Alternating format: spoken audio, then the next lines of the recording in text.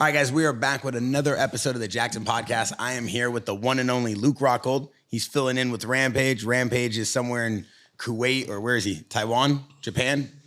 Where is he? Reno? He said Reno. So Rampage is in Same. And we got Andre Fili in the house. What's up, boys? One and only. Look at the guy's swag right now. Off the break. Look at the buckle. I mean, the JAXXON chain. Everything about him just screams authentic. I'm trying. Came out clean, so super clean out of the fight. You think it might break his arm, but no, that's a tattoo. Fresh tattoo. You broke your arm in the fight? No. I'm bandaged up from the tattoo. He was saying it looks like I broke my arm, but no, I didn't get banged up in the fight. The only thing I got hit with in the fight was a calf kick, which was a little stingy after, but it wasn't bothering me in the fight too much. I don't think I got hit with a clean shot the whole fight. So good day in the office. Yeah. What'd you get tatted? I got a big Jesus piece. It was bigger than I expected, but it came out really dope. I just got tattooed in Tustin, captured tattoo. I get tattooed by Sean Topper and Chris Astrolago. They're the best. And Dan Smith works at the shop. If you remember him, he was on Kat Von D's show. It's just a cool vibe. Inked. Yeah, it's a cool vibe. They're some of the best tattoo artists in the world, and they're like actually cool to be around. So that's like, to me at this point, I've been tattooed enough where like there's a lot of good tattoo artists, but these guys are world class and the shop is cool. The vibe is cool. Sometimes you walk in a tattoo shop and everybody's such a dick that you're like, yeah, the tattoo artist is good, but like I don't want to be here for 3 hours. Like I got to sit That's a long way. Yeah, it's like what's your longest tat? I mean, so you have to spend a lot of time. I've definitely had like 7 to 8, like close to 8 hour tattoos when I was younger. Now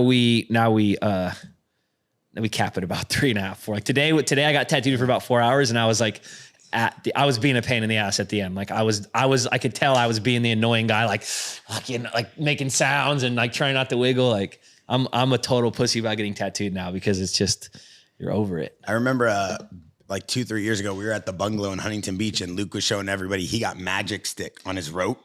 So he pulled down his pound. Remember that? What did you get tatted on your? You got, it says magic stick, right? On your rope.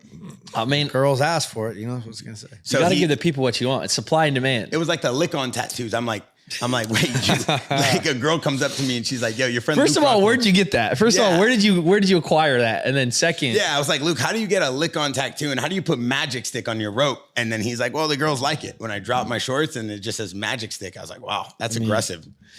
The guy, look at the guy's a fucking Ralph Lauren model. He can kind of do whatever he wants. Like I'm a model. I'm as a guy who's like missing his front tooth and covered in throat tattoos and shit. I'm not gonna sit here and judge a guy who's a fucking Ralph Lauren model. So back to the subject. How far do you take these tattoos? This guy can do whatever he wants. I always quiz Cheeto on this. Like, what is Cheeto? Cheeto's like, I want to get my head. I want to get this. Like, how close do you get to your face? I promised my grandma. I made a promise to my grandma that I wouldn't tattoo my face. She made me promise her I won't. She said, make sure you don't, promise me that you won't tattoo your face as long as I'm alive. When I'm gone, you can do whatever you want because I won't be here to see it. But while I'm alive, promise me you won't tattoo your face. And I promised my grandma I wouldn't. And I am going to keep that promise to my grandma. And my actual intention was, okay, I'll be very sad when she passes away, but when she's gone, I will end up tattooing my face. And I felt that. What? Yeah, like I won't. You got a Jesus on your arm, but you're not that religious. I kept the promise to my grandma. I'm not going to tattoo my face because she doesn't want me to tattoo my face as long as she's alive.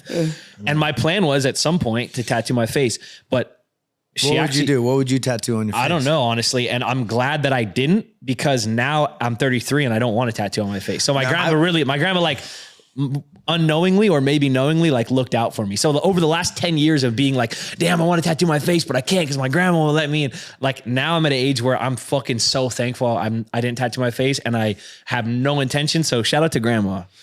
All right, I got one. All right, the next guy you fight that is a tattooed person that someone believes in tattoos. You make a proposal. Make a proposal, but the loser of this fight has to get a tear on their eye. Hey, straight up that you want to put some heat on a fight. You want to get a main event. Drop? Yeah, you put that teardrop on. It's not the worst. It's not the worst bet because most people don't want their face tattooed. But I actually think like but you lose that fight straight up, man to man. You're fucking shedding a tear. So but here's the thing. I thought a teardrop means you killed someone. Yeah, it's a pretty hard tattoo if you tattoo a teardrop. I wouldn't want a teardrop in my face. But here's the thing. Like I made you cry. Put a teardrop on your face. But here's the thing. You'll look so tough. You'll look so tough. No one will ever ask you about it. Yeah, but the essence of it is weakness. So it's perfect. It's a great I wouldn't say that to if I saw motherfuckers with teardrop tattoos. I wouldn't say that to them. Yeah, but if you got a tattoo teardrop after losing a fight, it would suck bad. I wouldn't mess with you in the street though. You ever been in a street fight? No, never. Wouldn't know what to do if I found myself in one. Really? No, I'm kidding. I get in fights. I used to get in fights like every weekend. Like that's how I got in. That's like a huge part of what made me focus on MMA is like I got arrested for a fight when I was 9. I got in fights. I mean, there was weekends going out and partying as a kid. I started partying pretty young. We were out partying by the time we were like 13. So like we were 14, 15, getting in fights with grown men and shit. Like I got in a lot of street fights. I'm not saying that's cool. Kids don't go do that. No. I got in a lot of fights growing up and then I got arrested for a fight at 19. And I was like, all right, I got to stop fucking around. And it really made me refocus. When I showed up to Uriah's gym, when I showed up to Team Alpha Male, I had an ankle monitor on because I was on house arrest for my case. But my PO was so cool. I kind of remember that, actually. Yeah. Dude, I remember when this kid popped up on the scene. He's like, oh, he's skateboarding this. And he's like, come up. And he's like, I always hear about him like scrapping and ankle monitors and things. Yeah. Like, he's a little punk back in the day, but he's cleaned himself up. Wait, how do you guys know each other? He's cleaned himself up well. Just through this. I mean, this guy's a legend. Like but training wise, he's talked very highly of you. Yeah, I mean, feelings mutual. I think we may have trained at Ruko once or twice, but just around the scene and like being at events together and stuff. And like I watched him in Strikeforce, stole his body kick that he landed on everybody, like studied it and stole it and used it in the gym and used it in fights, used it in my last fight. So yeah, I've known about him and then I've known him for a long time. And yeah, it's just fighting's actually a pretty small community. Like the people who are really, like it's obviously a huge sport, but the people who are really like the movers and shakers in the sport, it's pretty small, man. And I've been fortunate enough to meet a lot of people that I looked up to. So yeah, him included. I get to train with Uriah, I've met BJ, and all these guys that I like grew up watching fight. So it's cool. It's very cool. Yeah, Bear brings the community that much closer. This is MMA worldwide. Yeah, you guys got a fucking cool. You guys got a sick setup out there. Yeah, I mean, like the goal here with the JAXXON podcast, you know, for all the new viewers and how fast it's been growing is when I sat down with Rampage, I'm like, yo, we're getting this new building. I've obviously always been inspired by brands like Ruka and Pad and all these guys. And I've took so much inspiration from other brands like Dior and Louis Vuitton, how they built brand. But there was something about like the culture I felt we could do because on a personal level, I've been friends with these guys for 10 plus years. Right. And I don't come from a mixed martial arts background, but I've been training my whole life. I love it. I do it for cardio. Right. I dropped like 30 pounds. I used to eat Snicker bars. Shredded up. I seen it. Now I eat protein bars. Shredded up. And the whole concept here is just to have a place that the community can kind of vibe together, but authentically like create content, work with each other, work on business and train. Like that's the biggest thing. Like you go to a gym, it's all business, it's all training, and you guys do that enough. So here's a place where we built studios, we built, mats, we're building the ring. We have world champions like Luke who are, blessing us in here every day and kind of helping us go through the process of what fighters could be in here, what fighters shouldn't. The MMA world's a unique world. You don't want too many egos in one gym. Nah, but I think it's important to have a place like that. Like you said, like a culture, like a hub for the culture. As I think even on a style basis, like growing up, I saw a lot of fighters. Like I've grown up loving skateboarding and like watching surfing and watching these sports where even bull riding, like I fucking love bull riding, but all these, all these sports that have, I'm a fan. Dude, it's a badass sport, but all these sports have this cool, like identity and style. And these guys have personalities and they have their own style, like especially skateboarding. And that's another thing I think is Bear brings skateboards. He's got Rick Sheckler. He's got P-Rod. He's got the best baseball players, the best like basketball players. There's a eclectic crew of people, but you don't have a bull rider. Shout out to Chase Outlaw. I need that buckle. Outlaw would be Outlaw is my dog. What's this buckle from? It's that's actually end of the trail Indian. So it's like the Trail of Tears that. It's like it's a famous iconography of like what Native Americans went through in the expansion westward. This guy's swag's on another level. I'm trying. Kind of reminds me of Outlaw a little bit. I wanna ride bulls, so I went to Chase Outlaw. Chase Outlaw. Anybody that hasn't seen Chase Outlaw, he's a legend. The guy's broke his face, comes back. He's been through so much with his family, so much things. Man, this guy is a warrior. Chase is amazing. He's one of those guys that we should probably get around. Those bull riders are fucking. I'm impressed, dude. This guy's got heart. and guts nuts for days. He's the man. So I went to this. It's called Virginia City Roundup. It's a big chopper meetup out in the fucking desert. This cool old town, and this old town Virginia City is like stuck in the 1800s, and so like it's got all these fucking cool old Victorians, and there's like people walking down the street like with their fucking 6-shooter guns and spurs. Like it's like, dude, straight. You feel like you walked into fucking 1860, but it's a big chopper meetup out in the fucking desert, and it's an amateur rodeo. So literally, I'm not talking like pro bull riders or amateur bull riders. Like it's dudes riding their motorcycles out to the desert, and then you sign a waiver, and they're like, "All right, get on the bull." Yeah. We rode out there, and I was like, "I'm fucking riding the bull, dude. I'm riding the fucking bull."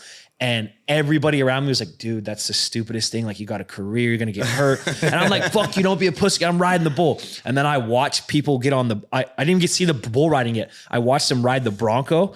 And dudes were getting fucking ambulanced out of there. Like dudes were getting fucking hurt. And I was like, all right, maybe you guys are onto something.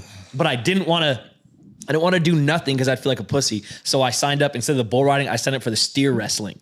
And I was like, this will be a little more chill because it's a steer, right? It's a bull, but it's had its nuts cut. So it's, instead of being like 1,200 pounds. 1,200 pounds. That's like 400 or 500 pounds. Yeah, 600 pounds. 600. That sounds better. 600 pounds. They vary. But mind you, though, in my head, I'm like, all right, it's not as big as a bull. No big deal. And then I fucking get up close to one. I'm like, dude, this is a big ass animal. Like, what the fuck did I do? So I was like talking the talk and walk. I'm the fucking man. I'm like, then, dude, they drop you in the chute, like they drop you in the thing with the bull, and I'm fucking like, there's little 12-year-old rodeo kids that this is their every day, like grab them by the fucking horns, like little 12-year-olds. So I get under there, they're like scoop one and scoop the other. I got underhooks on this fucking the steer's horns, and I'm in the chute. It's under over, dude. Yeah, it's under over. By the way, I'm not saying I did it right. You can't grab. Yeah, I'm not saying I did it right. I'm saying I'm fucking holding on for dear life, dude. And they're like, just grab his neck and twist it. These little 12-year-old kids are like telling me, they're like, you tell us when you're ready. And I'm in the fucking chute, and the steer is not happy to be there. So it's like, it's fucking bumping me around, and I'm like, dude, if I get hurt doing this and I don't get to fight this year, like I will feel like the biggest fucking, that's all that's going through my mind. And then a little 12-year-old kid's going, are you ready or what? I'm like, yeah, let it rip. And I fucking didn't know what I was doing. So I was supposed to yank the bull this way, but I fucking stepped in and I like lap dropped him. Like I got him. I flipped him. I fucking gave everything I had and flipped him. And I got up and was like, holy fuck, I can't believe I just did that. And then the rodeo guy's like, doesn't count. You went the wrong way. And I was like, fuck, I'm not doing this again. I'm not getting back in there, dude. Khabib's wrestling bears, Fili's wrestling little bulls. Dude, yeah, I did one. Dude, I watched you ride a bull. You rode a bull? No, I wouldn't. I'm too big for that shit. Nah. I wrestled in Whitefish, Montana. I drank so much brown water. I was like, I'm not gonna do it. I'm not gonna do it. Yeah. And all of a sudden, I was like, let's fucking do this. Yeah. I was like, I told my buddy Johnny Shockey, and he went to the rodeo. He's like, we got Luke in the fucking. He wants to go. And dude, what's crazy? They put me in there with the bull, and I was just like, let's fucking go. I don't even know what I'm doing. And they ripped out of the gate, and I suplexed the thing and flipped it over. I mounted the thing for a second. I was like, do I start like dropping elbows on the thing? The cows is looking up at you. I was like, oh, I gotta let it go. I was like, and then we flipped off, and they're like, oh. What's crazy is they started you in the chute like with the horns, right? Yeah. What's crazy is those dudes will jump off the fucking side of a horse, right? The actual jump them, yeah. They jump off a horse onto the fucking moving bull and then flip it. It's like, yeah, I'm good on all that, dude. They're the cowboy dudes are psychos. Yeah, they're a different breed. I ran with the bulls in Pamplona, Spain. Oh shit! And it's like it's like a massive sangria festival. Basically, like 10,000 people, all drunk, lined up in the streets at 6 a.m. So smart. Everybody's hammered. Nothing could go wrong. You start hearing the shaking, the houses start moving. Everybody's dressed up exactly the same. We're all wearing white costumes with these red robes, like we're about to do something. Some cop hands me a newspaper. He's like, roll it up and you whack the bull. And I thought he's messing around. There's no way that works. Oh, bro, I turn around, I see Megalodon running at me. And I'm like, there's 6 of them. And you got a newspaper. And I got a newspaper. And so I'm hiding behind this girl, and I'm ready to just toss her. You try to get doorways, right? Everyone's trying to find a doorway. I can't wait to do this. I will never, ever do it again, but I recommend it to everybody. It was life-changing. Really? It's the only time I've ever felt like I was about to die. Your heart's just because I just saw this great white Megalodon T-Rex looking thing running at me full speed. I was like, nah, I ain't gonna do all this. I was ready to toss someone in front of me. How'd you feel? How'd you feel after? Oh, I felt like I've never felt more alive. How much? How good was? That's what fighting. How good did the newspaper work? Like when you actually barely, like you don't even hit it, but when you actually just do this motion, you feel like you literally just killed like one of the deadliest animals on your the planet. Braveheart. Yeah, like you're like fucking. You just spanked it on the ass. I barely even touched it. Tickled it, like wrestled its hair. For a month, my Instagram bio said I survived the bull run, and I had Love that. Oh, bro. When international bullfighter. When we talk about egos in the gym, like for example, Luke was telling you, we have so many athletes here from all different sports, and that's kind of what the community is built on here at JAXXON. You have skateboarders, and you have surfers, and you have fighters, you have MMA. The difference here, though, I feel is like everybody's kind of one team. It's not like so departmentalized. Yeah. But when you go to a gym, like, you know, the gym you are from, and you have Uriah Faber and all these guys, Uriah Faber, how is it dealing with these egos? Like, there's so many guys in this gym. The gym is so big, and it's got to be a little unique of a situation. That gym is massive. Yeah. Well, I think it comes to when guys conflict, when you have like TJ and Cody, and you have the guys that are at the top of their divisions, and they come, then like you can explain from that because you witnessed it. Yeah, I mean, there's definitely, I mean, if you get, it's a numbers game. If you get any amount of people in a room, there's going to be disagreements. I think what sets my team apart, obviously I'm biased because that's my family. I love those guys, but I still believe what I'm saying is accurate. There's a lot of teams out there, like, I'm not going to name any names, but there's, like, you can think of big super teams that are, there's teams all over the country. You have teams in Albuquerque, you have teams in Florida, you have teams in New York, whatever.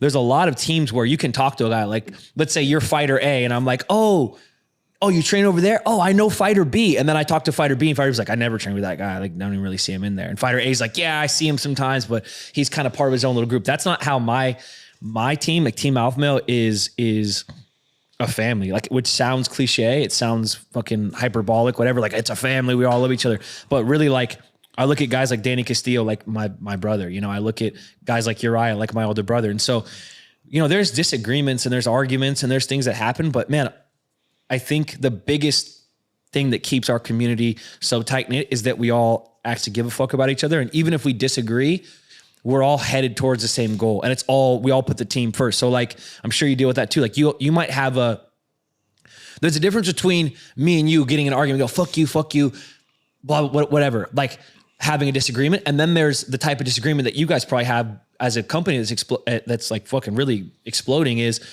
you guys might have a creative disagreement or a disagreement on how something should be handled, but it's not you versus your partner. It's you and your partner versus the problem, right? Like, it's still always like Team JAXXON. It's still always it doesn't matter how I feel or how you feel. Like, the end goal is always, how do we make the team the best it can be? And at Alpha Male, that's something that we run into. Like, there's always gonna be disagreements, you know? And I think actually that's why Faber and I are so close, is because that team means so much to me. And, you know, if I see something that I don't agree with, I'll come to him and say, like, yo, this should be better and this should be better. And then, you know, he'll check me and go, okay, well, how do we fix it? If you really have all these ideas, like, and then I'll give my input and he'll push back. And sometimes he's right and sometimes I'm right. And sometimes it's column A, column B. But anytime someone like, I'll just use myself as an example. Anytime someone like me and Uriah, who both have big personalities, anytime we have a disagreement, it's not me versus him. It's always like, what's the best thing that we could do for the team? You know, it's his team, but I've been there 15 years. And so, you know, I've kind of grown into a role as a team leader, and there's always going to be disagreements, but I think as long as you keep in mind what the actual goal is, I think it keeps the egos in check. I do the same thing. Like, I try to treat even arguments in my relationship the same way. Like, when me and my girl, Melissa, argue, sometimes it gets heated, or you raise your voice, or you say something that you regret. But I feel like a huge part of our relationship and why it works is that it's always me and her versus the problem. It's never me trying to beat her or her trying to beat me. Like, if I feel a certain type of way or she feels a certain type of way, you got to always keep in mind, like, it's you and me together versus the problem, right? And that's the goal. And it kind of changes. It reframes the argument. It reframes the disagreement, and it reframes the tension. It's important. You got to have good unity. You can't be compartmentalized in the gym. I mean, you see that a lot, especially you guys are all the same weight class, which is like interesting, where it's like a lot of teams, like our team was like, we have heavyweights and middleweights and light heavyweights and Khabib at lightweight and Islam. Like, everyone was dispersed. Well, you guys are all fighting each other the same weight, so it can be a little more conflicting. But you always had that point team leaders, but sometimes it gets too big. Like, I walked into American Top Team one time. Yeah, go help Robbie Lawler back in the day. And it was so compartmentalized. There was like, I'm gonna fucking kill you and you. It actually there was like feels five like 8 teams. There was like 5 or 8 different teams. It's crazy. Like everyone was just like, but you could feel like the hostility across the room, and like everyone was like, I'm gonna work with these coaches, but I'm eyeing you down. I was like, this sucks. Yeah. I was like, I don't. That was my experience. And then you definitely have to keep the unity of the team. Like you let things like that go away. It's just such bad energy to keep it to be around for me. Yeah, I think it starts from the top too. Like I'm fortunate to have guys like Faber and Danny Castillo because you have.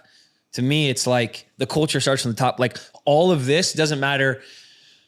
You can hire the best people. You can hire your friends. You can hire the best guy from across the country. You can hire whoever you want. But it's like it's all going to start with you. Like at the end of the day, Jackson is going to be 1,000 people.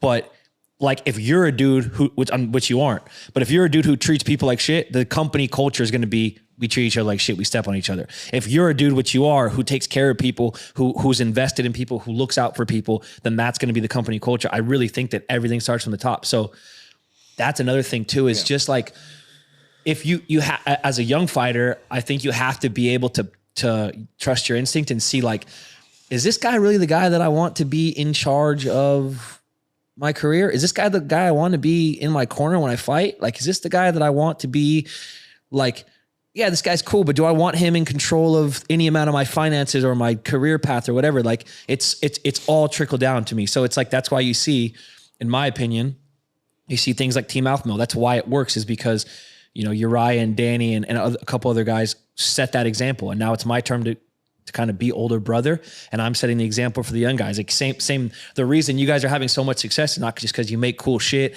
and you guys got this fucking brand that's real, that's dope. It's because you lead from the front, and people follow that example. I think that's super important. Yeah. You have to create team unity, like bring people together, like have one system together. Like just letting people come in and do their own thing. Yeah. It's dangerous. Yeah. It's not the great energy. Even from talking to Luke, guys like Cain Velasquez as well, like when you talk about gyms with these high profile champions and so many fighters that basically like have I wouldn't say their own ego, but they have their own like accolades that kind of can compare to another fighters at that same level. So that is what could cause the ego from other people, right? Because sometimes what people don't realize is the ego is not coming from Luke walking in the gym thinking he's someone. It's people in the gym looking at Luke, perceiving Luke to be this, oh, here comes the champion. It's like, bro, Luke's a champion with or without your approval. Right. So like that, I see what you think about me doesn't actually dictate me. Yeah. And that's why I find it so unique here, is like I always hear so many stories about fighters and, and these guys and these MMA athletes from all around the world. And then they come here and I'm like, bro, none of these stories are even true. This guy's phenomenal. He's a great guy. But also, too, what people don't realize is the minute you start hitting pads and the minute you get on the mats, it's a whole different animal. It's a different person. And you got to treat that separate. The minute you sign a contract and you're fighting another human being, this guy's trying to hurt you, kill you, take your dreams, take your everything. It gets very personal and you become a different person. Yeah. As opposed to just talking and shooting the shit. Yeah. How do you look at your gym in terms of being able to train with guys? You have Chad Mendez and Josh Emmett and all these killers. Like, do you have the ability for the 35s and the 45 guys like to scale up and down at practice, or do you kind of keep your practice, regimented with your routine and who you kind of spar against? And I think a little bit of both, actually. Like I have the guys, you have your go-to partners that you trust and that you guys have a good flow together.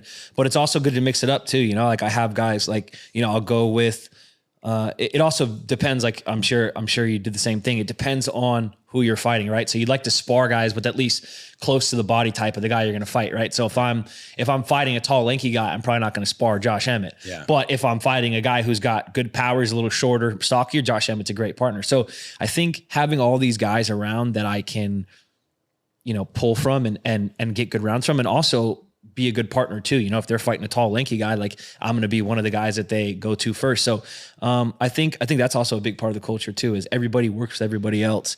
And it's not just something I see in MMA gyms all the fucking time is I come to you guys and go, hey, I'm fighting in 8 weeks. I need you guys' help. And you guys are all on board. Right. And it's like, I'm fighting in 8 weeks and you're fighting in 12 weeks. And then you guys help me get you ready for my fight. You bust your ass. You give me the sparring rounds. You hold mitts. You do whatever. And then I fight. And then I go, all right, I'll see you guys later. I'm going on a 2-week vacation. It's like, you got to come back. You got to help your guys. You got to be in the, you got to be in the fucking, for me, you got to give back to the guys that give to you, So the fact that we can all work together is I think it's important, you know? Absolutely. Blessing. Iron sharpens iron. That's how we all get to the top, you know? Were you about to say that you didn't agree, or did you agree? No, I mean, I agree. Of course, like if you get injured and things are like there's a window of just, you got to do your thing. Take a week, take your time. You got to recover and heal up. It's a lot of mental, you know, giving yourself into that fight. So you gotta release a little bit sometimes, but you got to get back in there. If someone's got a big fight, you got to put your ass on the line. Yeah, I'm not saying that's how it always was. Like, you think I like sparring Cain Velasquez? Oh, fuck no. Or like DC when it was time to fight, I was like, it's on. These guys are like a lot bigger than me, and I'm like, I love it. I loved it for like one round to come in on my off time, a little hungover, and I'd go square up with Cain back in the day when he was on his run. Sounds terrible. I was like, oh my God. I was like, I had Hav like ready to just miserable. I had Hav ready to throw in the white flag, just like, you better fucking pull him off me if he gets too crazy. Would he get crazy? I would get around with him. I'd hit him a little bit, but then man, he was so good from top to bottom. And he could move. He could move so good for how big he was. His wrestling, his jiu-jitsu. It was so hard to keep him. Hits hard. He's so and he's got endless cardio. Yeah, he goes forever. I would work with him. I'd get pretty good, and then I'd touch him, and then bang, it was like see red. He'd wrestle. I'd try to get back up, and then he'd mix everything up so well. Yeah. Whereas like DC didn't focus so much on his ground game, where I could get up with DC, and it'll be a little more competitive.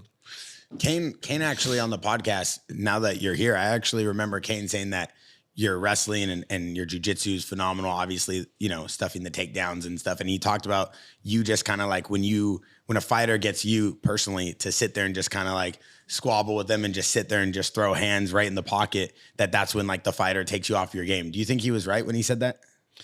What, when we get fucking down to, yeah, I like to brawl. Yeah. And then he says that's where you kind of fall apart. You know, I get you get into that mindset when you get off your focus mode and you get into the brawl mode. That's when you get caught, and then things open up. And that's obviously where I took my, you know, I'd taken for people who've heard, you know, for granted, like Bisping. I mean, it's a double-edged sword, right? Like the thing that makes us, we're fighters. The thing that makes us fucking do this for a living is like, if you hit me, I don't cower away. If you hit me, I want to go hit you back harder. So it's a double-edged sword, because it's happened to me too, you know? Like it's part of being a fighter. The thing that makes you so good at this is the thing that also can bite you in the ass. And I think that's true for probably fucking any business, right? Like you get too aggressive in any business deal and you blow it. It's like the thing that makes you aggressive and the thing that makes you assertive and the thing that makes you the top 1% of what you do can also be the thing that bites you in the ass. When you look at the gym, obviously there's a very infamous moment, and one of our good friends and Jackson athletes, TJ Dillashaw, had a little fallout with Team Alpha Male.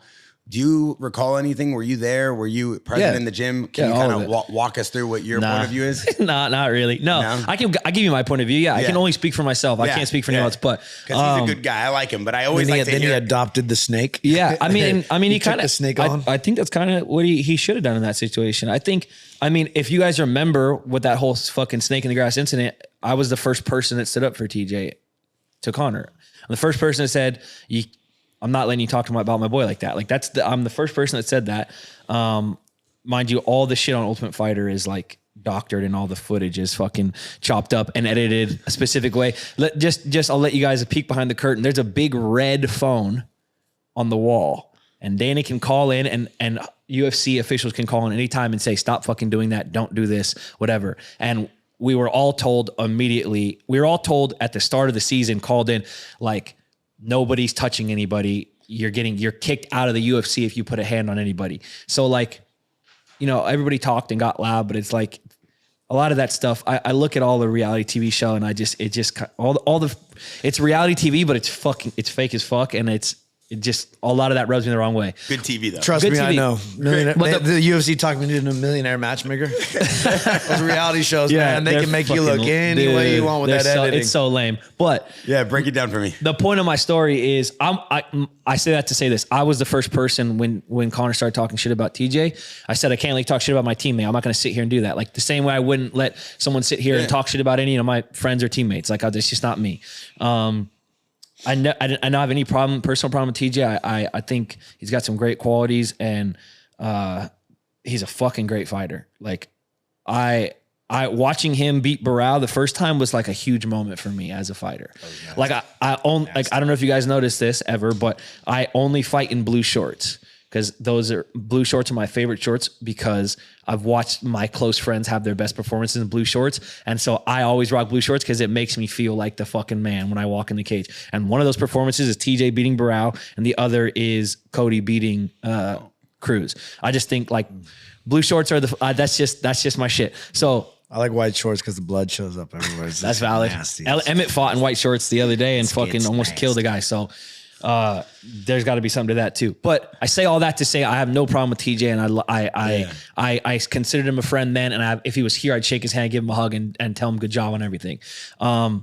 You guys gonna let him train back at the gym if he wanted to? Since he's back up north? It's not my call. That's not my call at all. I have nothing. I only give a shit about myself and my own training, and I can't speak for anybody else. Wow, I thought you were a team unity guy, what I will say, what happened to the I team can only unity? be when I said I mean I can only be responsible for myself. I have no say in who trains where. But to answer your question, I had a lot of love for TJ, and he's a great dude. I have nothing personal with TJ. The team shit is whatever. I will say that I think the reason that got so much publicity is because Team Alpha Male is such a tight-knit family. Yeah. People leave teams all the time. Yeah. People fucking leave teams all the time, and no one makes it a big deal. For some reason, that got blown out of proportion, and it bums me out. That whole saga, Conor just put so much pressure on leaving teams at that point. It was like everyone, you had to it's like, you got to be careful, especially with tight-knit teams. My thing is this, I don't ever you're never going to hear me badmouth someone who makes a decision that they feel like is the best decision for their career or the best financial decision. Every man, like what I eat doesn't make you shit. You got to do what you think is best for your career. So I respect the choices that he made. I think it's not what you do, it's how you do it. And so some things could have been done differently. It doesn't make me angry. It doesn't make me pissed off. It doesn't make me want to talk shit about anybody. This might sound soft to people, but I don't give a fuck. So fuck you guys if you think that. Not you, but whoever's listening. It makes me sad. That's what it makes me. When anytime there's any fucking family drama, beef, bullshit, people leave, people come, people go, any amount of like saying goodbye to people that you're close to, it doesn't make me mad. It makes me sad. Like it bums me out, you know?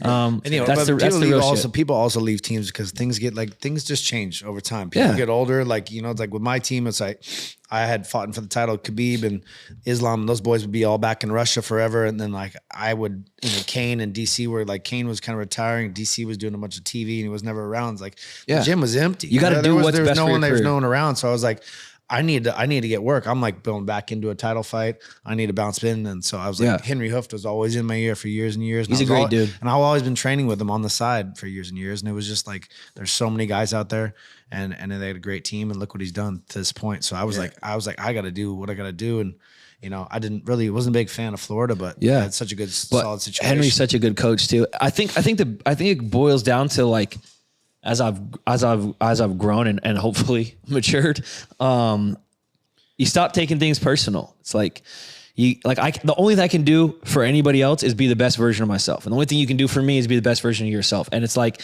if you think that moving or changing teams or doing whatever, if you think that breaking up with this person or quitting this job, like you got to do what, like we're going to fucking die one day. You got to do what you think is best. You only get so long to make your money and break your record. So, I'm just discomfort too. Yeah. Kind of seeking discomfort. I've always felt is like, you always changing and putting yourself in uncomfortable positions. That's where you grow as a person to a certain extent. You want to keep within your realm, but like, it's nice to, you don't want to get stagnant. It's nice to put yourself and keep changing your mindset that's a great point. Keep you out there. You're always interesting meeting new people and you get different knowledge. How do you expect to be like the best fight? Like one guy's just going to teach you the best things in the world. It's like you get knowledge from everybody. And like, that's a lot of guys, like in the beginning, we're traveling around. A lot of guys will test out all these gyms. They'll go from one gym to another gym until the way they feel comfortable. Yeah. I remember back in the day, American Top Team was like paying bills and like they were like, I'm gonna go to American Top. They're gonna pay me a rent and fucking give me an allowance because people would get that. So people would like get brought into that, and I think that's why they got that original community where everyone got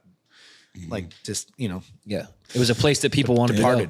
Yeah. But and it's an interesting name because Henry, when you brought up his name right now, a lot of people don't realize you know, if you're new to the MMA community and if you're just watching these because of the big names, this guy built like one of the greatest, I would say, MMA gyms of all time. Yeah. Like the talent he has coming through there is unbelievable. It's crazy. Yeah. And he's done it a couple times. What he does, because he's the head of the show, and he implements people that still keep together. Like they don't lose that unity with the team. They make everybody come together at the end of the session, and it's like there's unity within it. Like we used to have like meetings. Yeah. After practice, we would all come together. Hav would start this meeting, and everyone sit down and we talk about the day, about what we did. They don't do that per se, but you know, and then we delegate. Like, you know, you'd have your authorities like DC and myself, and we'd all implement what we think you should do, how we should do it. Yeah. Khabib would answer. You know, we'd have a couple people, but then we'd have this like little breakdown session. Then we disperse. Yeah, keeping everybody on the same page. It's like there's some form of unity together at the end of practice. You always want to like shake hands, fucking. Thank you for not killing me. Yeah. You know, because you want to have people you can go in there. They know that if you were to get hurt, they're not going to try to. Right. It's got to be competitive. They're not going to try to hurt you for good. You know what I mean? Yeah. It's got a lot of guys you hurt, but there's that extra follow-up shot. Like guys like, you know what I noticed was that Sean Strickland, he's that guy that just like doesn't care. Like he'll try to kill you. Who? Like Sean Strickland like walked into Ruka one time and like he was such a loudmouth idiot. I was like, who the fuck is this guy? I was so hungover. I was so annoyed. I was like, fuck. I was like, I'm gonna get on and spar with this guy. I was like, I can't even take him. But I've seen him like he'd hurt a guy in the gym, and he'd try to he'd hurt a guy with a head kick. And there'd be like 30 seconds left. Prillo would be like, he'd wobbled, and he'd be like, Prillo would be like, oh, keep going, you know, finish the round. Instead of like what most people would do, would try to work with him, especially when you're on someone else's turf. Sean went straight back to that head kick and tried to knock him out multiple times. There's 30 seconds left in the round. The kid's done. Show yourself as a fucking man and step up and try to just finish the round rather than just go back to the well and knock him out. So I remember we got into fucking little brawl for one round. How was he when you sparred against him? He's tricky. He's a little tricky guy, but I went to the bathroom. I put paper towel. I wrapped it in my teeth like an old school wet mouthpiece, and I was swallowing that thing, sparring him, hungover. It was close. It was a close round. Yeah. I would love to get him. I'd love to get him back out here. He's calling a shot. He's calling a shot. I know. This guy, fight promoter right here. I like it. I see it. I wouldn't mind to watch you and Sean Strickland get in a boxing fight. That would be amazing. Be fun to watch. Your last fight, you talked about you wanted to go into it and treat it like it was your debut fight. Yeah. You wanted to go into this thing kind of like a fresh start in a way. Why did you feel it's necessary to come into the fight with this mindset? It's kind of like what Luke was saying. You get comfortable, right? Like you get. I mean, maybe you see it here with yourself sometimes, like you get surrounded by all the things that you wanted and then you get used to them and you get comfortable and I started treating the UFC like it was a job. Like I got to clock. All right, I got this fight. I'm going to go clock in. I'm going to do this thing. And I just felt stuck in this like fucked up loop of like win, loss, high highs, low lows, being a mid-tier fighter. And like, I just know in my heart that I'm better than that. Like I know that I'm one of the best 45ers in the world, and I have the potential to be the very best 45er in the world. And I wanted a fresh start. Like when I got the fight, I announced a fight. I posted on my Instagram, I'm making my UFC debut. And like, that's what I manifested for the entire fucking 6-week camp. Like this is my UFC debut. I don't care what people think about me. I don't care what people about their preconceived notions. I don't care. Like I don't care about the statistics of how many shots I've landed and who's taken me down and who I've taken down and who's hit me and I don't give a fuck about any of that. Like this is my UFC debut and I'm treating this like it's my UFC debut. So I'm 23, like I'm 33 now, but I'm treating like I'm 23 and I'm making my debut again. So when I see Heidi Dean or I see these people who help out, I see the UFC employees, I give them a hug. I tell them I missed them. When I eat my fucking weight cut food, I enjoy it. When I'm laying in there sweating in the sauna, I'm like, this is the shit that you fucking would have died for when you were 19. And like, it's that hungry mindset. Yeah. You had to flip the switch. Like beginner's mindset. Yeah. It's a white belt mindset. This isn't a fucking job. Like I get to go fight people on TV. If I was working some fucking construction job or fucking just getting out of jail or working at some fast food, like any of these alternate universe things that were a complete possibility for me. Like I could be in jail. I could be working some dead end job. I could be fucking barely scraping by. And thank God I'm not.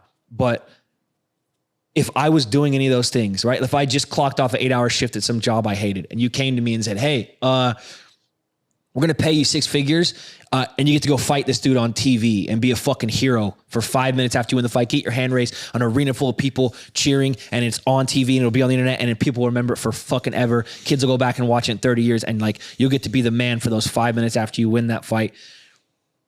What would you wouldn't be nervous. And you wouldn't be like, all right, I guess I'll go do it. You'd be, the fight would be their fucking reward. And so that was my mindset. All fight camp is like, the fight is not a formality. The fight is not what you have to do to get paid. The fight is the fucking reward. What I appreciate about you is a lot of people lose themselves when you take a big knockout. Like you've told, I mean, Yair caught you with some crazy shit. To come back to that with the confidence to do your thing and to keep going and like keep slugging them.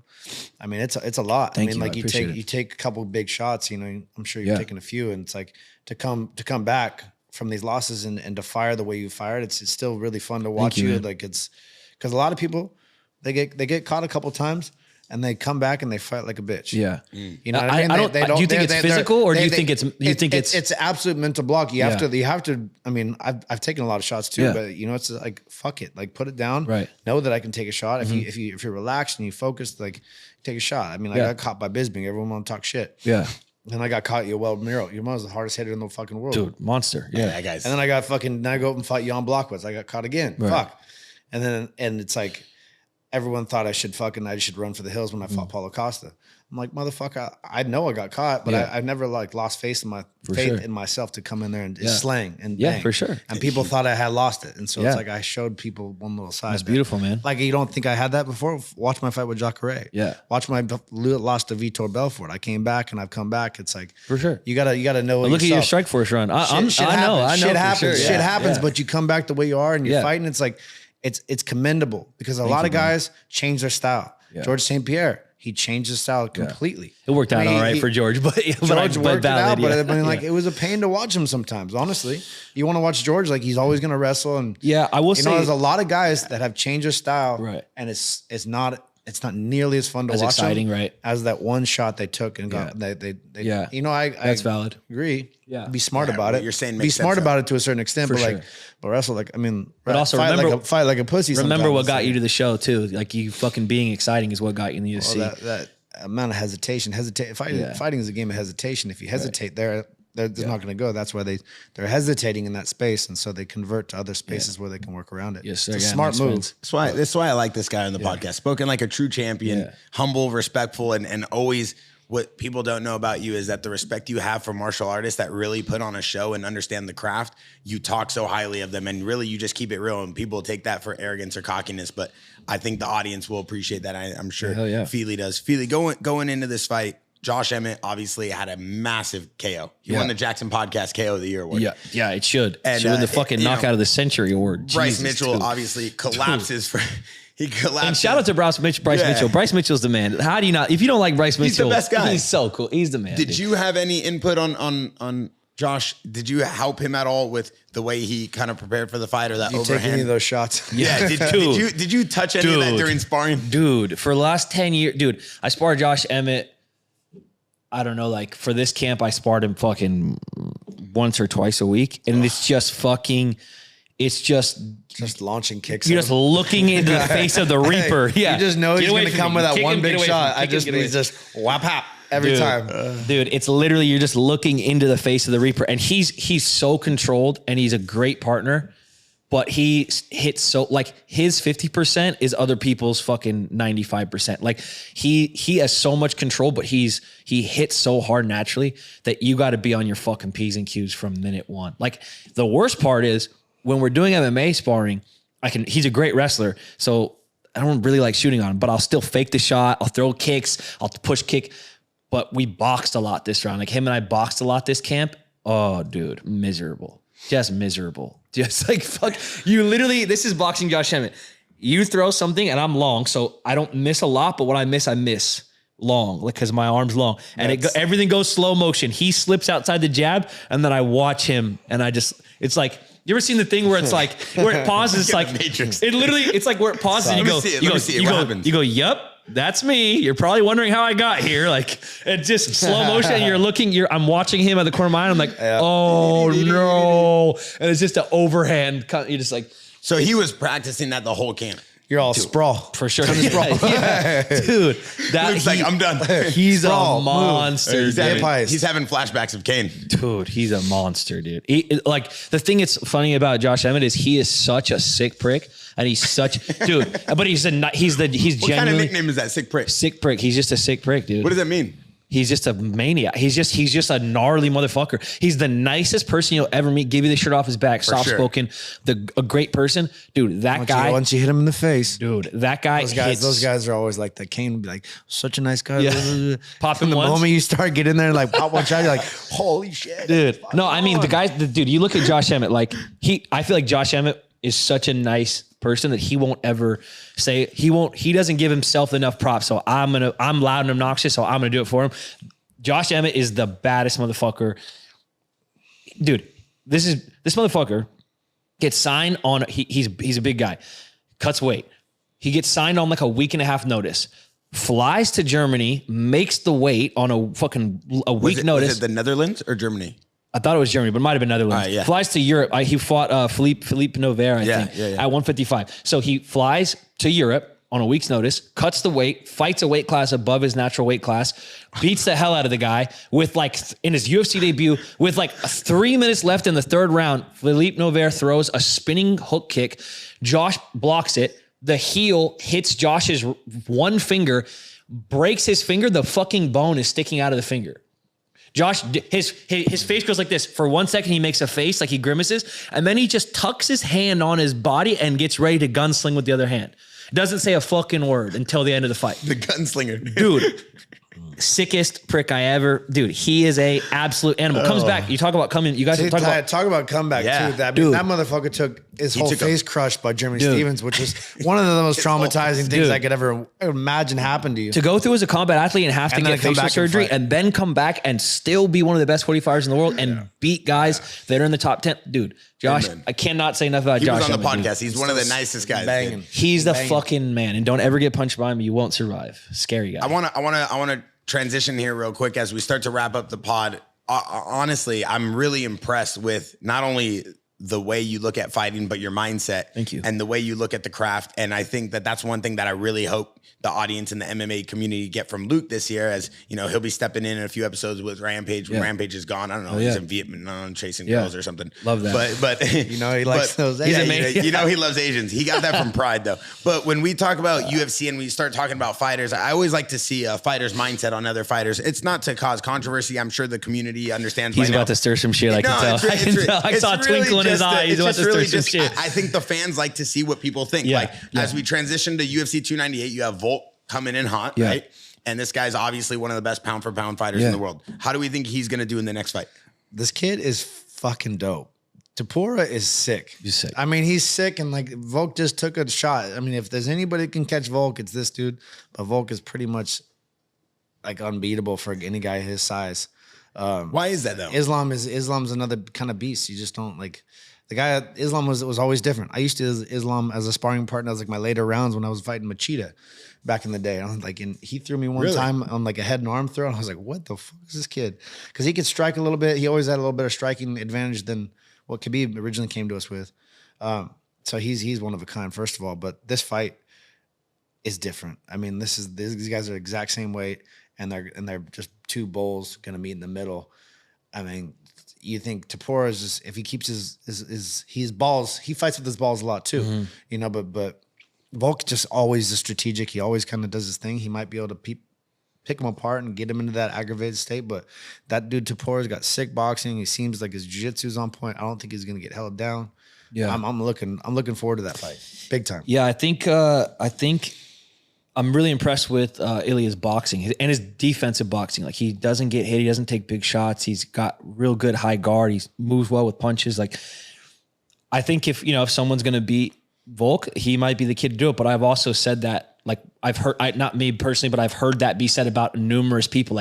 This guy's got the style, or this guy's got the style. So it's hard to bet against Volk, man. I actually am I admire the way the Volk fights a lot, man. I would love the chance to fight him, and I think we'll get to do that one day soon. But I think Volk's an incredible fighter. I think not just the fact that he's been so dominant against so many people in the featherweight division, but that he even stepped up to fight Islam. And the first fight was super close. Like if they would have given Volkanovski the nod, I thought it was fair. I didn't think it was unfair. I thought it was fine that they gave. How much do you think he got paid though? they were trying to put that thing together. It's like, you'd think Volk could be more calculated. We want that, but money is money. And if you're getting like, I don't know, man. I think if there's a few on the line. Yeah, I think Volk, I don't know what he's getting paid. I don't think he's getting paid that. Like, I'm sure they doubled whatever he was getting paid. Yeah, I'm sure he got paid. I mean, he got paid probably pretty nice for it. But I think that's what I'm saying is I think it's bigger than that. Like some like there's not a lot of things bigger than money, but the few things that are, it's like the glory of being able to go up and beat a dominant champion, a weight class higher than you. Like I have a huge amount of respect for Volk because he takes risks like that. Yeah. And I think everybody does. Yeah, I think he's one of the best. I genuinely think as from a skill set standpoint, Volk's one of the, we've seen him, his defensive jiu-jitsu, we've seen his striking. I think he's one of the best fighters of the decade. Like I genuinely believe that, And I think everybody does agree. If you're a champion and you're willing to go up a weight class, yeah. I mean, bro, everybody's got to respect you, but more than that, it shows that you just don't care. Yeah. Like, because they could ruin their whole career potentially with the way the fans and the way the community is now in MMA. Life is a risk, Carnal. Yeah, that's it. Hey, dude, got to roll the dice to get a slice. Got to roll the dice. I think a lot of people too, Luke, they always wonder, and honestly, I have no clue because I've never been a champion, but like you were a champion in 2 different organizations. Like, is it worth more than the money? Is it worth the time? Is it like, do you feel that when you get that belt, then really that statement of like, it's not always about the money. Is it worth it when you finally put that thing on? I mean, it's when you get it, of course. Yeah. I was Strikeforce champion. And then like, it was like, I knew how I wanted to come in and fight Anderson Silva, and they didn't put that together. They put a lot of things together and I got kind of overlooked. I had to go fight Vitor Belfort, juice to the gills and on steroids. Yeah, I was like, oh, you're first. He was on a sick one. Let's go make you fight. Let's go. He was only fighting in Brazil, and he was talking like Anthony like Smith. He'd talk me, Bisping, Dan Henderson. This could look like he was just an absolute. You think he was juiced? He was on a sick one. Like he was on a sick one out there, and I was like, I know what I'm fighting. I was like, this is dumb. I was pissed off at the UFC for making me go down to the south of Brazil fighting this guy. I was like, I went in there with so much on my mind. I was like, fuck, I was just seeing red. And and so I had to fight my way back and get that so it's like being the Strikeforce champion, everyone doubting me in the beginning, and then me losing to Vitor, it just fueled me. I was like I was 2-time defending Strikeforce champion. I was on top for a while. And and then moving in, then I lost, and I always wanted to be the best. And so like I stormed through the division. I finally got that title, and then it was like, now it's like I'm the undisputed best in the world. Now it's like, how am I gonna make the most money? Right. You know what I mean? It's strategy. Then you're like, fuck, it's different. It's like, I don't know. I was on top. I was on top of the game for a while.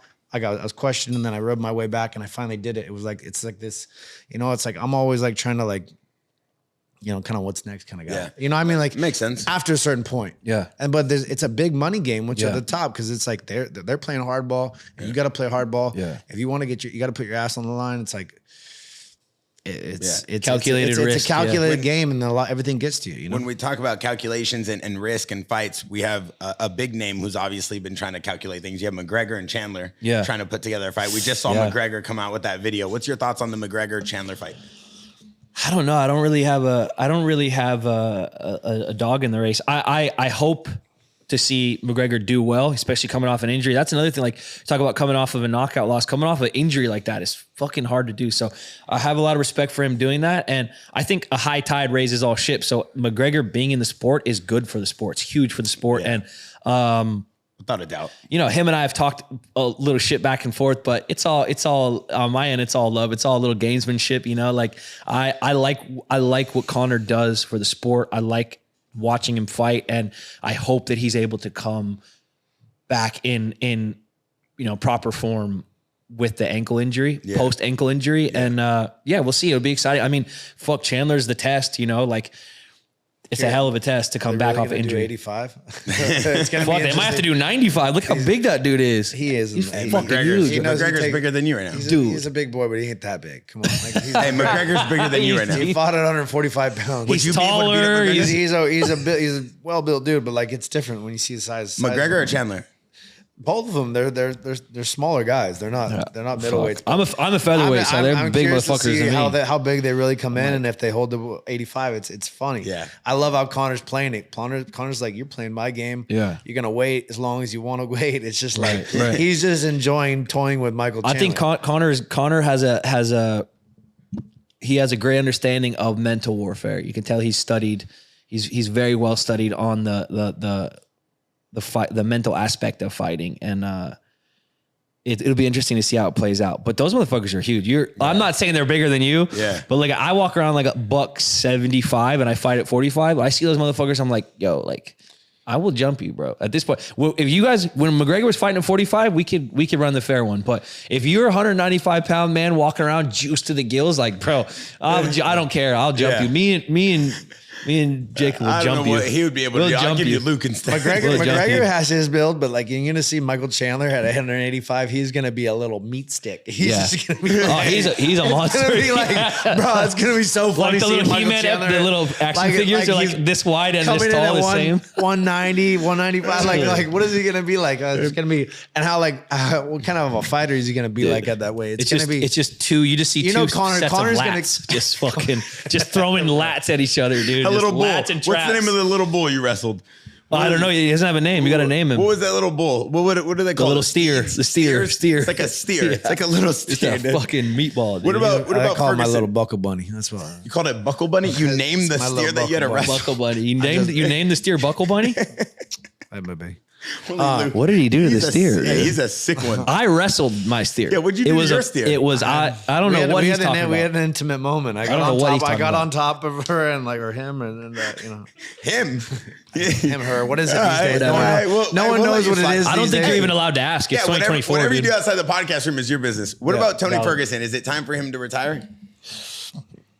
Should you tell a fighter when it's time to retire? Yeah, you shouldn't tell a fighter when it's time to retire, but it's time to retire, I think. In my personal opinion, like as a human being to human being, like I don't see what else there is to prove. Like he's done a lot in the sport. Like like you lose to Patty Pillman, you should retire. God, come on. No offense. I think Patty Pimmett's a fucking good, exciting fighter. Fight for you. I'm a 145 fighter. He's a 170 pound fighter. You see, he is actually bigger than you. Have you seen his pictures? He's actually bigger than you right now. I'm not saying in the good way. You don't want smoke with Patty. He said it. I didn't say it. He said it. Anyway, you want smoke with Patty? About your fight, you got a little like swag. I saw your fight just now. Like you like came in there and you fucking bang bang, having fun. Hit that 1-2. You even got a little capoeira in there. You like that? And mix it up. Because he's from Brazil. I just let him know. Swaggy. That guy is the whitest Brazilian I've ever seen in my life. He's fucking big, dude. Yeah. He was a big 45er. So what's next? I mean, you've had a lot of back and forth. You had some tough fights, man. You've been back and forth and a lot of close ones. Yeah.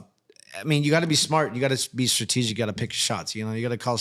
How do you see your roadmap right now? Where do you see yourself right now? And what's like? Yeah. What's next for Fili? I mean, I'm maintaining that balance of I'm a 10-year veteran in the UFC. I'm only 33. I've had 10 years in the UFC.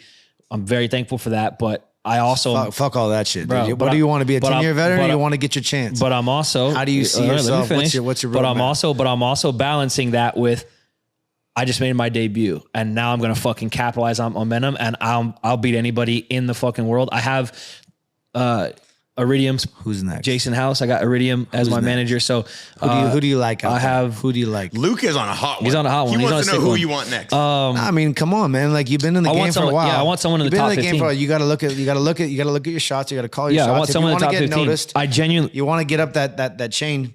You got to start calling some shots. And be a little more. Put your foot down. I agree with you. I agree with you in the meta. Don't be so Fili, you know. I agree with you in the meta sense, but like I know my situation better than anybody else, and my situation is I need to put a win streak together. So I can sit and go, I want this fucking guy, I want that guy. But it's like, bro, So call your shot, dog. You pick a style that works for you. This guy's not listening to me. No. You look at a guy. He was talking very highly of you before you look at a guy. You look at a guy that's your stylistic favorite to you. You call him out. You get that fight, but then you get to that next level. Agreed. But what I'm saying is let them randomly pick. So no. So hold on. Yeah. Fili, go ahead. Before you go, I do want to tell you, I know he was cutting you off, but he did speak very highly of you. And he did say that this kid has the opportunity to be a champion, the way his style is, the way that he comes in hungry and aggressive. So right now, take that as a sign of respect. No, yeah, we're just talking. Don't fight him, because he just texted me that he wanted to stab you. And I was like, don't stab him. And he's big. I would have to. I just told you, I'll jump him. Let me, I want to hear this though. Bro, a guy this size, he's like, hey, what's up, motherfucker? You got a problem? I go, oh, he's like 6'3". No problem. And then when he turns around, what, with something heavy. And then I leave. And then I get in the T-Rex. I fucking. You think I'm turning around on you? Who do you want next? I'm not joking when I say, like, I fought 2 weeks ago. I genuinely have not been fucking scouting the other guys. Like, I will beat anyone they put in front of me. My manager will do the job of talking to the matchmakers, getting 2 or 3 people, and they'll say, of these 2 or 3 people that make sense for you to fight, and I'll look at him and I'll go, in this order, I'll fight him, I'll fight him, I'll fight him, I'll beat any of them, but here's the order that the one I want the most, the one I want the least. I understand going out and being like, I want this guy. Be a sniper. I understand that. What I'm saying is, in the reality of the situation is, like we talked about, this is the objective reality. I've had high highs, I've had low lows. I need to put a win streak together. I'm completely focused on myself. I don't give a fuck about anyone else. If I show up fight night the way I showed up to this last fight, I beat anyone they put in front of me. So as long as I take smart fights that I talk to my manager with, and I put a win streak together, big fights will come. I'll climb to the top 10. I'll get my title shot. I'll win my belt. And then we'll sit here again soon and we'll be like, see, I told you. Who do you want him to fight? Who do you want me to fight? No, you got to figure it out. You tell me. Who do you want me to fight? Dude, I thought you and Patty Pimlet were in the same division. You want me to? Dude, you see what I'm saying? This guy's gassing me up, telling me how I got to do it. He doesn't even know what division I'm in. He wants you to fight Patty Pimlet. No, I just name 3 UFC featherweights right now. I believe in instigating fights that are favored to you. I look at the division. The moment I see a division, I see my division, I'm structured. I'm like, who do I want? I want to pick this dude off. Yeah. You know, like I want to be the champion, but how do I get to him? Which is my best direction? Who's fun for me? Who do I look at that's gonna get me psyched up? Yeah. Which I respect. I picked out, I was like, I want fucking Paulo Costa. Yeah. Smart. I was like, I came back, everyone was like, oh, you just came back from broken jaw, lost to fucking Jan, lost to the OL. Who do I pick? I picked the fucking most dangerous striker I could find in the division. I'm like, fuck this shit. Fuck people. Fucking question me. Everyone thought I was just gonna get clipped.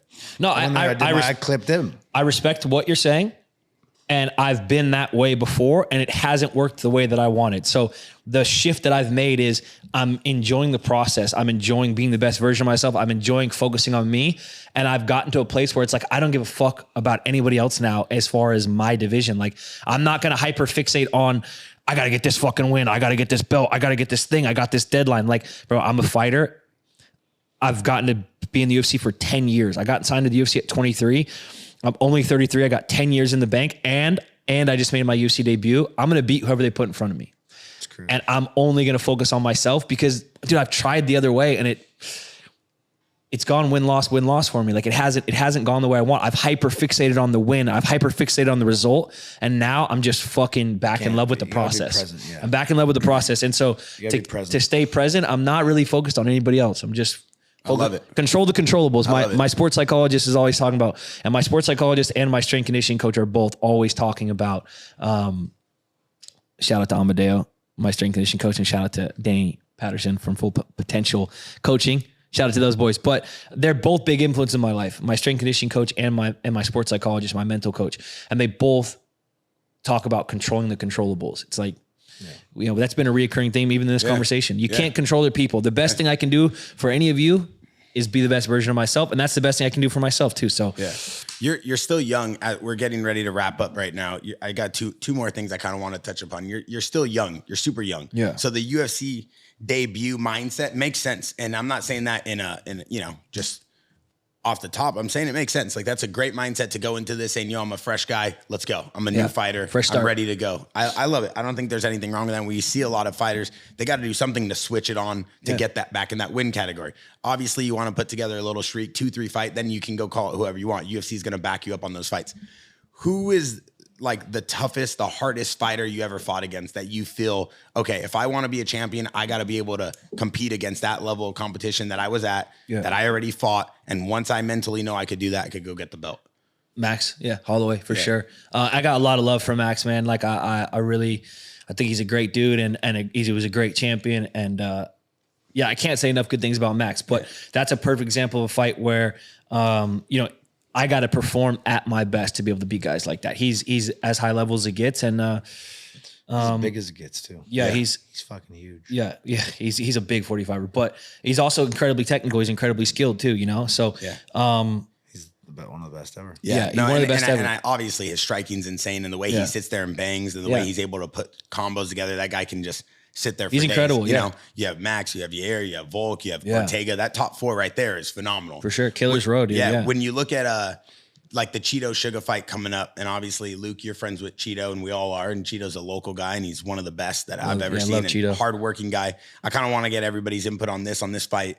What does it look like? What is it going to take for either guy to win? And we'll wrap up this podcast. Kind of want to get an inside look. First, I want to start off with Fili before Luke comes at you real Fili, this is your division, so Can we get a guy who knows MMA, or next time we do this, can we get a guy who knows a little about the sport? Or Max, Yair, Brian Ortega. I don't think Patty, you know what I mean? Top three, you have Volkan number one. I mean, these are easy top fours. Yeah. The question is, how does Cheeto beat O'Malley? Or how does O'Malley beat Cheeto? I think it doesn't. Shout out to boy Cheeto. Cheeto's bringing that belt. I like that.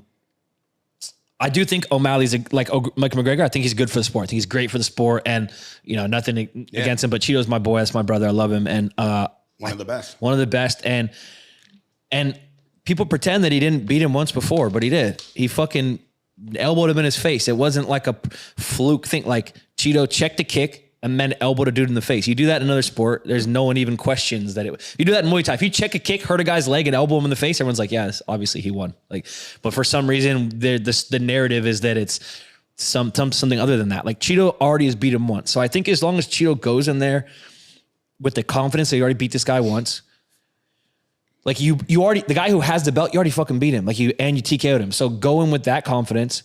Don't let the pressure and the hype of all the fucking spectacle of it. It's just another fight. Like if this guy came on the mats at Ruka, you'd beat his ass. When you fought him in the cage, you beat his ass. Do the same thing again tonight. Don't let the spectacle of sort of the O'Malley show get in your head. Have the confidence you beat this guy already, and then just go out and find that flow. Because when Cheeto's rangy and long and throwing those unorthodox kicks and he's letting the hands go, he's so fucking hard to fight, man. And I think if he does those things, I think he's coming home with the belt. And I'm really excited for him to do that. I think he's coming home with the belt. Luke, what do you think? Yeah, I think he's coming home with the belt. Cheeto's, I mean, Cheeto, it's not the O'Malley show. Cheeto believes it's his show. First of all, he walks in there and he does not think about the other guy, like get intimidated in any way, shape, or form. He's most headstrong kid, which I fell in love with training down here with him and being a part of this thing. He puts the time in, he puts the work in, he does the right things, and he's just got a high guard. He's very confident. He's not going to hesitate. He's a bigger guy. I mean, you saw how he's huge for 35. You saw Peter Yan went at him. You know what I mean? Peter's shorter, and so there was more openings for his timing because Sean is very good with his timing. If you give him his timing, but if you don't fear him at all, you're right in his you face. have a tight, clean game from top to bottom. I mean, Sean doesn't deal with pressure well. Cheeto showed that last time, and Cheeto's just gotten that much better. So it's like, obviously anything could happen. The kid's nasty. He's got clean shots, but Cheeto's got consistent, good defense, high guard, vicious striking, creative in every way.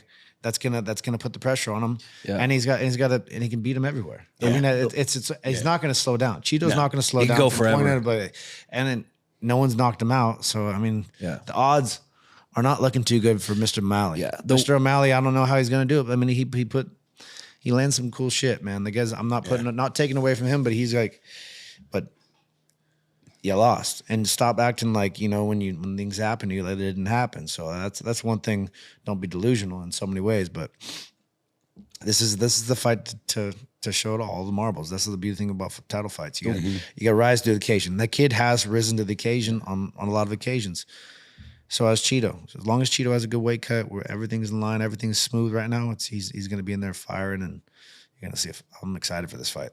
I think the last thing I want to add about Cheeto is, he has a similar thing, like obviously styles are different, personalities different, but there's a similarity between Cheeto and when Tony Ferguson was on his run, where you can look at the people that they fought after the fight and they look like they just been in a fucking knife fight, mangled up. Like Cheeto's a guy that sucks to fight. Like he's going to knee you and teep you in the face. He's going to rip you up with elbows. He's going to like, you can look at I've seen it side by side. It's like, these are Cheeto's last 5 opponents, like after the fight, and they're mangled up. It's not like you got choked or you got caught with a punch. Like he's cutting these dudes up. He's kicking them in the face. He's ripping them up with elbows. And I think that fighting a guy like that for 25 minutes is going to be not fun for O'Malley. Yeah. It's not like he's not playing this smooth, slick game. Like he is smooth, he is slick, but he's fucking trying to hurt you. He's throwing elbows, he's throwing knees, he's throwing spinning hook kicks to your fucking head. The way Cheeto fights is, especially over the course of 25 minutes, I think is going to be hard to deal with. Mm-hmm. I think, speaking of that, I think Cheeto might have done a deal with the devil because he comes out of every fight with not a scratch on him, and he's never been caught, never been wobbled. He's just like good, dude. He's like invincible in that. Even when he was shot, what's his name, and he lost, man, he came out like perfect, right. clean as can be. Yeah. I mean, have more on him. I don't think O'Malley's had to deal with someone that is kind of going to be comfortable in their little pocket and not just run at O'Malley. O'Malley gets these like really, I don't know. I feel like O'Malley gets a lot of these guys off their game. They start coming at them too fast. They play his game, and then he's throwing these super long arms at him, and he gets them. Credit where credit's due. Yeah. He pulls people out of the game because he's good at fighting too. O'Malley is not a slouch. Yeah, he's not like he's not like some random guy who got lucky. We know that. Like this is going to be a battle for Cheeto, but for stylistic, like this matchup is great for Cheeto because he can stay and kind of pull O'Malley into him, and then O'Malley's going to have to either be off his game or O'Malley's going to have to wait for Cheeto. Someone is going to have to fold first before someone gets knocked out because they both don't match up. The best part about fighting is we get to find out. That's my favorite thing about fighting. We're going to fucking find out. I love it. Yo, Fili, I really appreciate you coming on. Thank you, bro. I know your man's over here in the corner, Jacob. We had a taco truck, so he was putting down a bunch of the Al Pastors, and he was like, yo, I'm just waiting for Fili, but next thing I know, he came 2 hours early. I'm like, oh, you really came early? Because you know we ran out of El Pastor. Yeah, but we did get you a taco truck. Thank you, I appreciate that. But I know you were late. You got the Jesus piece. Yeah, I'm hungry. I'm ready to go. Let's go. So we got some tacos for you, and I appreciate you just coming down to the gym. And Luke, I appreciate you jumping on here. It's good to see some real good talk, and I feel like the MMA community, the JAXXON podcast community, will appreciate it. I feel like you guys really gave a lot to them. After your next fight, we need you here. Bro, easy.